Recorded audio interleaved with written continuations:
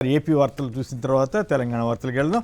ఉద్యోగులపై red book terror. ప్రభుత్వ ఉద్యోగుల సమాఖ్య అధ్యక్షుడు వెంకట్రామిరెడ్డిని డిస్మిస్ చేసిన ప్రభుత్వం సమస్యలు పరిష్కరించాలని అడగడమే ఆయన చేసిన నేరం. ఉద్యోగులకు ఇచ్చిన హామీలు నెరవేర్చకుండా చంద్రబాబు సర్కార్ వేధింపులు. అన్ని వర్గాల ఉద్యోగులు రోడ్డెక్కుతుండటంతో బెదిరించి భయపెట్టే కుతంత్రం. పెండింగ్ డిఏలు పీఆర్సీ ఇవ్వాలని ఉద్యోగ సంఘాల డిమాండ్.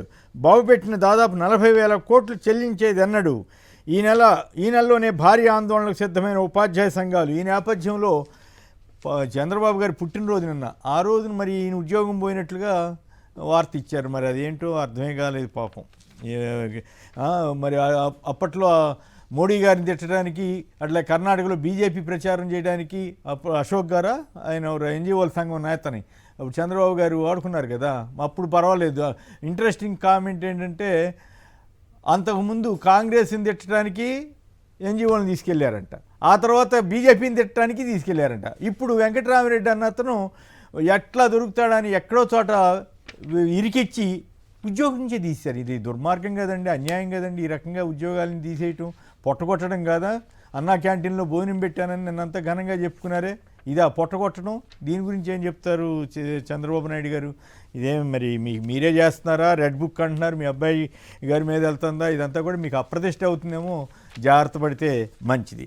మింగేస్తున్న మారీచులు, ఇసుకాసురులు, ప్రకృతి వనరులను చెరబట్టి కొల్లగొడుతున్న పచ్చముఠాలంటూ ఓ కథనాన్ని ఇచ్చారు.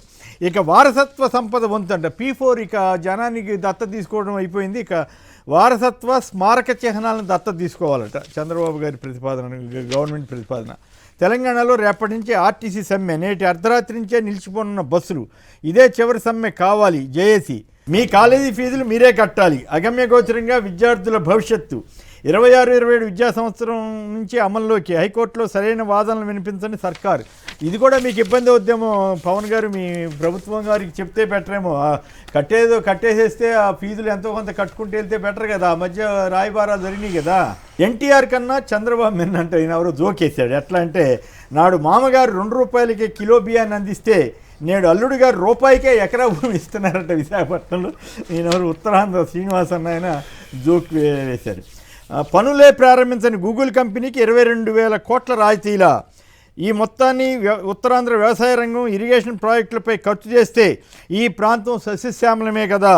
అమెరికా కంపెనీలకు లబ్ధి చేకూర్చడాన్ని పునఃపరిశీలించాలి. ముఖ్యమంత్రి చంద్రబాబు నాయుడుకు లేఖ రాసిన కేంద్ర ఇంధన శాఖ మాజీ కార్యదర్శి ఈఐఎస్ శర్మ గారు. పాపం శర్మ గారు మొత్తుకుంటున్నారు 22,000 కోట్లు. 200 ఉద్యోగాలు వస్తాయని అఫీషియల్ చెప్పిన, పోనీ 1000 ఉద్యోగాలు వస్తాయనుకున్నా. నిజంగానే ఆశ్చర్యం. 22,000 కోట్ల రాయితీలు ఇస్తే ఏమి ఉద్యోగాలు రావాలి కదా. పాపం శర్మ గారు మొత్తుకున్నా కూడా అక్కడ వినే పరిస్థితి అయితే లేదు చంద్రబాబు గారు. కర్ణాటకలో రాష్ట్రంలో జరగబోయే స్థానిక సంస్థల ఎన్నికల్లో ఎలక్ట్రానిక్ ఓటింగ్ మిషన్లకు బదులుగా బ్యాలెట్ పేపర్లు వాడడానికి మార్గం సుగమం చేస్తూ కర్ణాటక పంచాయతీరాజ్ బిల్లుని సవరించారు.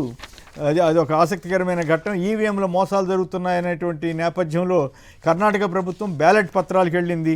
మరి సెంట్రల్ ఎలక్షన్ కమిషన్ మాత్రం చేసేదట్లేదు. ఎందుకంటే పరకాల ప్రభాకర్ గారు సంచలనాత్మకమైన విషయాలు చెప్పినప్పటికి కూడా వాటితోలికి కూడా కనీసం సమాధానం ఇవ్వలేని పరిస్థితి. బీజేపీ వాళ్ళు కానీ టీడీపీ వాళ్ళు కానీ ఎవరు నోరు విప్పలేని పరిస్థితి. 50 లక్షల ఓట్లు ఏపీలో ఎట్లా పెరిగాయి, అర్ధరాత్రి కాడ 17 లక్షల ఓట్లు ఎట్లా పెరిగాయి, ఈవీఎంలు మోసం జరిగాయని గట్టిగా వాదించినా కూడా ఎవరు పరకాల ప్రభాకర్ గారు ఇతర మేధావులు ఎక్కడ నోరు విప్పట్లేదు. దాన్ని బట్టి అనుమానాలు వస్తున్నాయి. ఇప్పుడు ఆ విషయాన్ని ఈ నేపథ్యంలో కాంగ్రెస్ ప్రభుత్వం ఈ రకంగా నిర్ణయం తీసుకుంది, బ్యాలెట్ పత్రాలకు వెళ్ళాలి.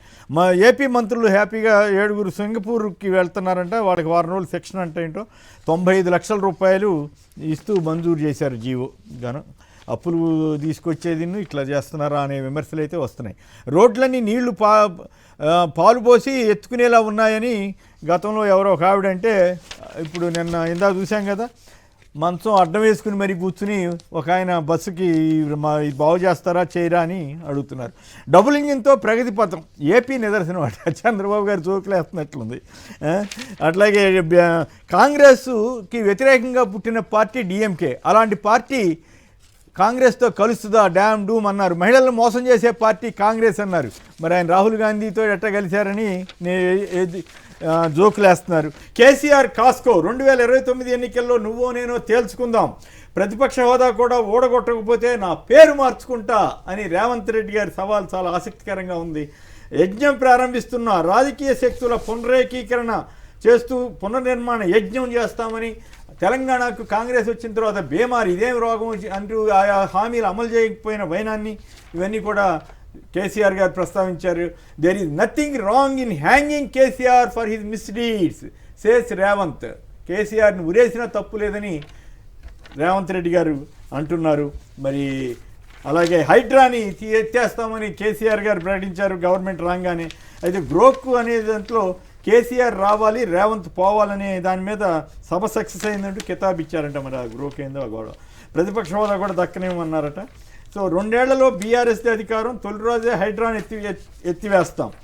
సో ఇవి కేసీఆర్ వర్సెస్ రేవంత్. కేసీఆర్ గారు చాలా కాలం తర్వాత అయితే జీవన్ రెడ్డి గారు చేరిన సందర్భంలో ఆయన కూడా మాట్లాడారు. రాష్ట్రానికి పట్టిన శని రేవంత్, ఆ పీడ విరగడ కావాల్సిందే, అది కేసీఆర్తోనే సాధ్యమని ఆయన మన జీవన్ రెడ్డి గారు అన్నారు. అయితే జీవన్ రెడ్డి గారు దళితుడికి మంత్రి పదవి ఇస్తే ఓర్చుకోలేకపోతున్నారని ఆయన అన్నారు.